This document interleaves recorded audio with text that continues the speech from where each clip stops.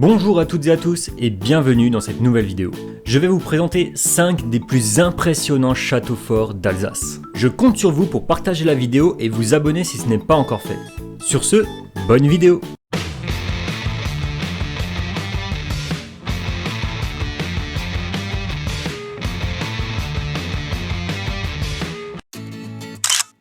Le château de l'Ortembourg.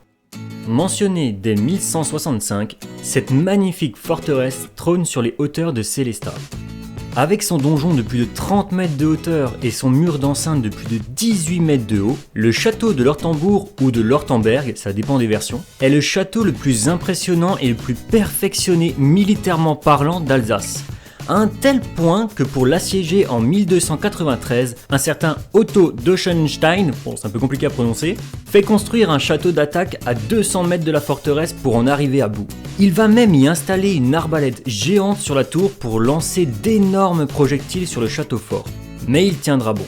Ce château fort sera incendié par les Suédois en 1633 lors de la guerre de 30 ans. Je vous mets un lien dans la description pour voir la vidéo qui parle de cette guerre. Le Fleckenstein. Ce château du XIIe siècle est un peu particulier. Il s'agit d'un château fort dit troglodytique, c'est-à-dire qu'il est construit à même la roche. Sa longueur de 90 mètres, sa largeur de 10 et sa hauteur de 30 le rendent assez impressionnant, se mélangeant avec la montagne. Sa forme assez fine lui donne un air de navire trônant sur son pic rocheux. En 1564, la foudre s'abat sur le château et incendie ce dernier. Une fin plutôt originale pour un château à même la roche. Le Hollandsburg. Impressionnante forteresse datant de 1279. Elle protège l'accès de la vallée de Münster. Ce château fort placé à 640 mètres d'altitude a une vue imprenable sur la plaine d'Alsace. Ces hautes murailles massives de 15 mètres de haut se voient de très loin. Ce château est en bon état de nos jours et des bâtiments ont été construits pour lui redonner son visage d'antan. Il est possible de le visiter et de profiter de sa superbe vue depuis ses hauts remparts. Le Gierbaden. Le Gierbaden, créé au XIe siècle, s'étale sur 2 hectares, ce qui en fait le plus grand château fort de toute l'Alsace, ou plutôt faisait. Il est aujourd'hui à l'état de ruine. Il a eu une très riche histoire liée notamment au Saint-Empire romain germanique, qui fera pourquoi pas l'objet d'une vidéo dédiée.